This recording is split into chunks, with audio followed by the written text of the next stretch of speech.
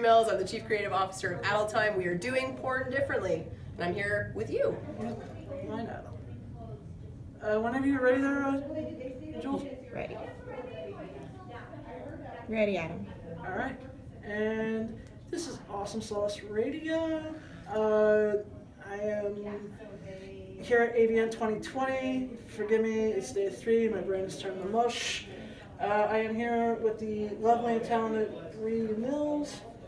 How are you today? I'm doing great. I was just saying it's my first year not staying in the hotel where the convention is, so it's actually been really wonderful. I get to come in, but I also get to go and enjoy some fresh air, which is important here. There's a lot of dry air and a lot of cigarette smoke in the casino. So. I come East Coast based, so it still takes me a couple days to get used to it. You can actually smoke inside. I know. Well, I grew up in Canada, so they haven't allowed smoking anywhere inside for like 20 years. So, every time I see someone smoking inside, I don't know if the cops are going to show up or something. Like, it just seems like it's a crime. So.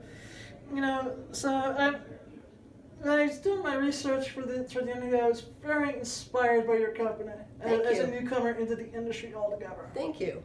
Especially someone who writes stuff that's so story and dialogue based. Thank you. So how did you start this style of making porn? Well, I've been in the adult industry for about 10 years, but for the first half of my career in adult, I was working very much not in the production side of the industry. There's sort of two sides to it all. There's the production side, everybody's creating the content, the stars, the directors, the studios.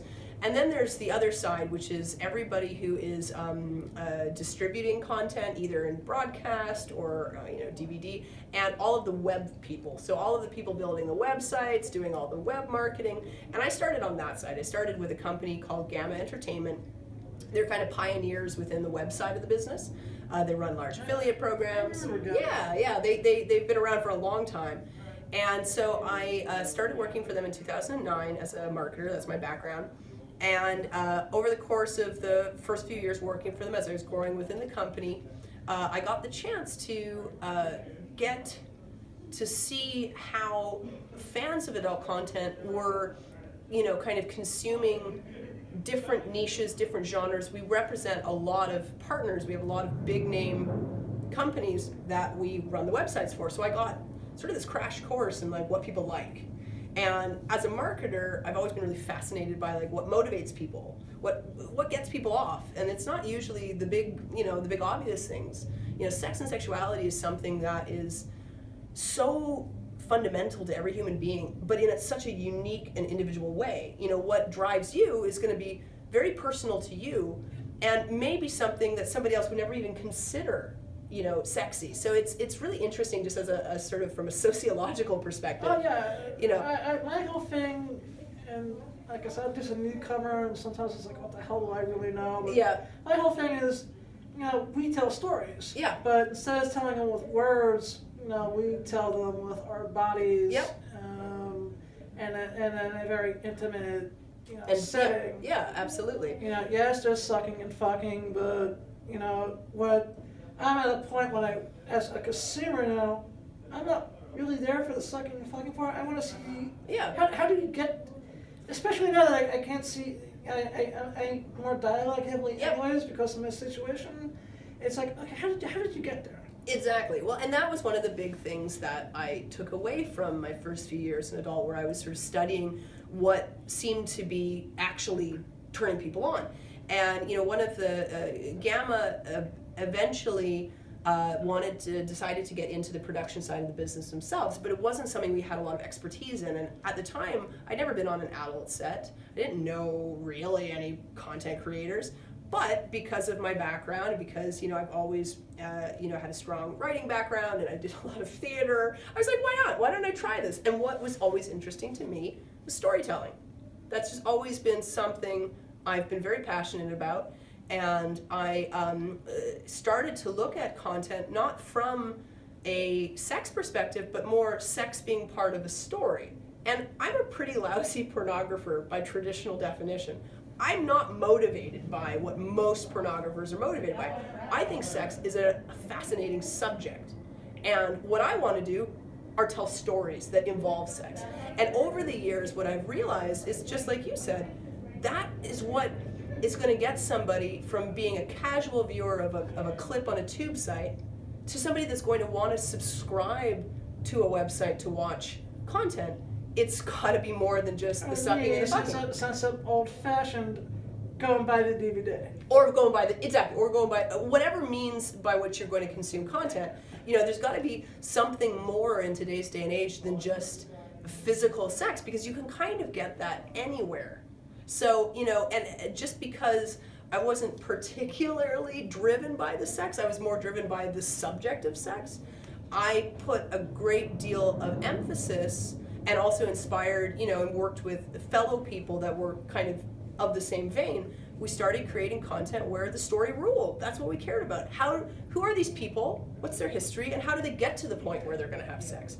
And what we realized really early on in our own productions was the fact that that was clearly what drove a large number of viewers. They wanted to see that. And nobody else was really paying the time and attention and effort and attention to detail in the story aspect, and not making it be a story and a sex act, but making it be a story that has sex woven in within the story. And so, you know, that kind of getting success from that allowed us to keep doing that. You know, my whole thing is, and you know, something that I may just rewrite on because I want to cut some of that unnecessary dialogue out. Something I'm still learning how to balance. You know, is, you know, maybe that sometimes less is more, and, you know, trying to figure it out. So my question is, you know, how do you balance, say, getting the story to get to the sex and then have it all gel nicely without dialogue being clunky or not unnecessary? Well, I very much look at sex and story as not being two separate things. Wow. It's very much, sex is part of the story in my mind. And I've tried to inspire that with all of the productions that we run now. So that kind of eliminates the need to have to kind of juggle between how am I going to switch from one to the other. Keeping in character throughout the sex. Working very hard with the actors on creating realistic dialogue. I do not work off of scripts. None of the projects we run up until this point work off of scripts. Why? Because if you get a bunch of actors trying to memorize lines, that's what is going to come off on screen. I would rather work with an actor, get them into the mindset of the character that they're playing, so that they don't have to act, they just have to be. Just be that person. What would that person think? What would that person say? And then they are the character. They can bring themselves into the character, and it becomes convincing. I never thought of it. You just unlocked why. You just helped me unlock my writer's block. That's the secret sauce. Just write a good story and be able to know that. You have to become. If you're a director, as is in my case, I always write my own stuff, mostly because writing to me is just the process by means of getting ready to tell the story. I need to write the story for myself. I need to kind of know that story in and out so that I can then go on set with my actors and be the storyteller. Get them all together, tell them the story, riff on it, get them the knowledge they need to become those characters. And then we develop the story together. Awesome sauce. And I'm saying that because I've been in this slump. Right now I'm just this. I made up my mind. I'm going to be the Stevie Wonder of adult entertainment. Nice. I'm going to be the first blind person to win an AVN. You know what? I think that is an amazing achievement to set for yourself, and you should go for it. I'm going for it. Go for it. You know, for the grace of, you know, God and Demon Seed Radio, www.demonseedradio.com, so I don't get kicked later on by my superiors. Yes. You know,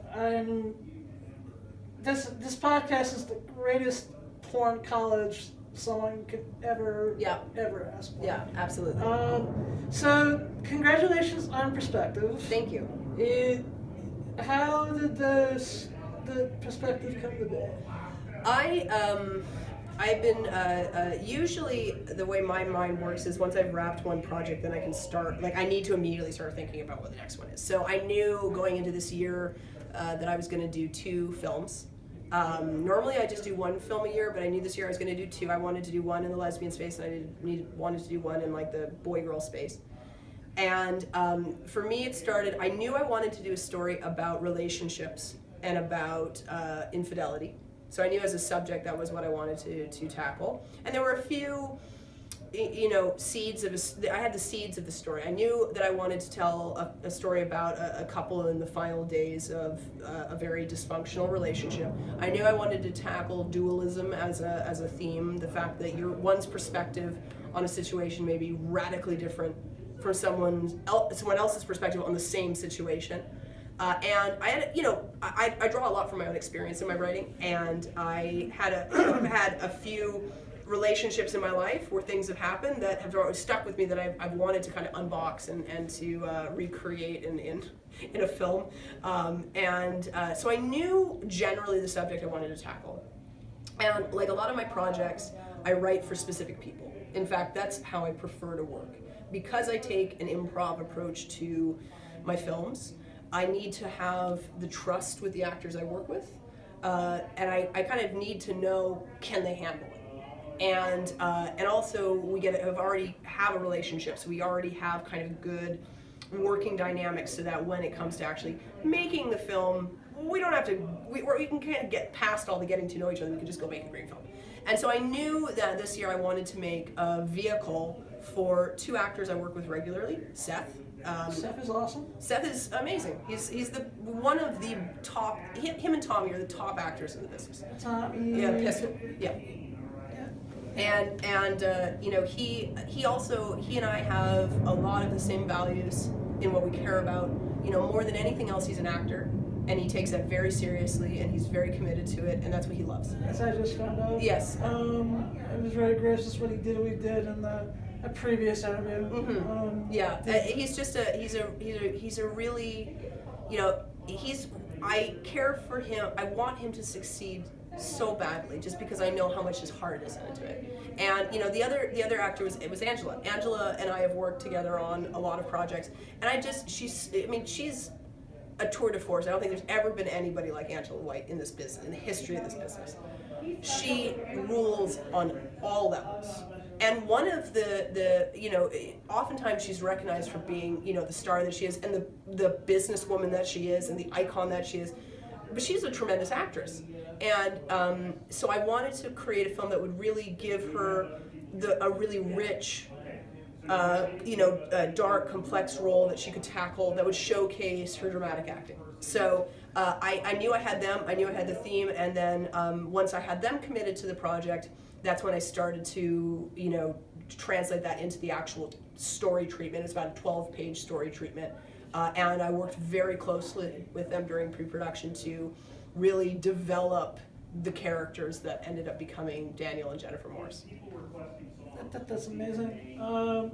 And it's a really, what I like about, either Perspective or Teenage Lesbian Lovers, Mm-hmm. it's a very heartfelt, it's a type of porn that, if you have the type of girlfriend you want to spice it up with, you can throw that in, and, it's kind of be like a, it's not softcore, Nope. but it's got a love story to it, Mm-hmm. which I find so fascinating. Mm-hmm. Yeah, and Teenage Lesbian was,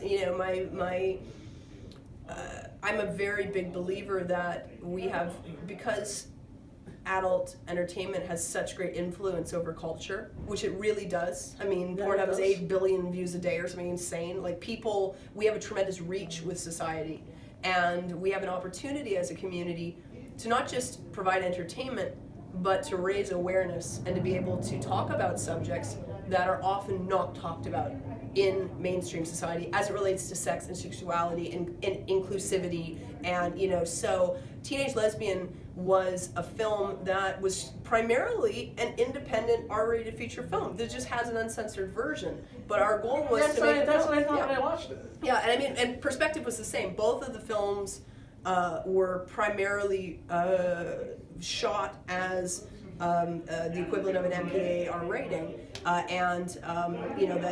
for the people that do want to watch the extended sex scenes that they can. You know, but that and most importantly, the film held up as the film that it is. Oh yeah. You know, I've been asking this on and off to, you know, everyone I've interviewed. Is there a way we can get more people with disabilities involved in the industry?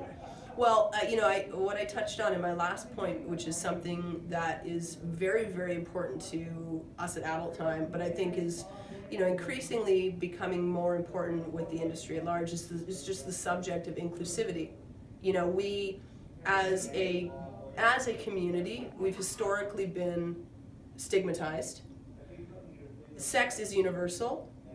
Every single person, regardless of size, shape, color, orientation, ability, that we all, sex drives all of us, and you know, and we are equally invested in sex and sexuality. Just because you're one, you know, just because you come from one background or are in one stage of life does not mean that you cannot have a sex life or you do not have a sexuality. Oh yeah, people back at school for the blind, and every time I'm like, I'm gonna make porn. Yeah. They're like, it's like, what? Yeah. I was like, every time the whole thing of dating and relationships come up, everyone will be like, already going to marriage and kids. I'm like, well, what happens if you just want to go to the bar and get laid? Yeah, yeah. I'm like, you know, you're saying that just because someone's blind or deaf, is that supposed to discriminate most societies? It's because we're blind and deaf. We don't want to go. We don't want to go to the bar. Yeah, but you don't still have those feelings. We don't want to just go to the bar and pick up chicks. Yeah, yeah.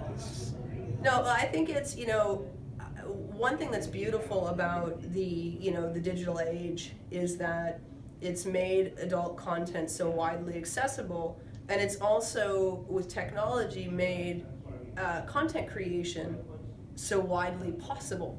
And so, you know, somebody might say, oh, you know, a site that's dedicated to the, you know, to blind people and sex, oh, that would never sell. Well, I'm sure there is a large community of people that would want to. I'm actually about to put that to the test.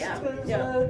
You know, as soon as I saw, and I'm learning how to get around all the visual aspects, because one of my interview with Corey Chase got over like a fart in church, because someone's like, that's all I saw was the floor for half an hour and two people talking. What the fuck?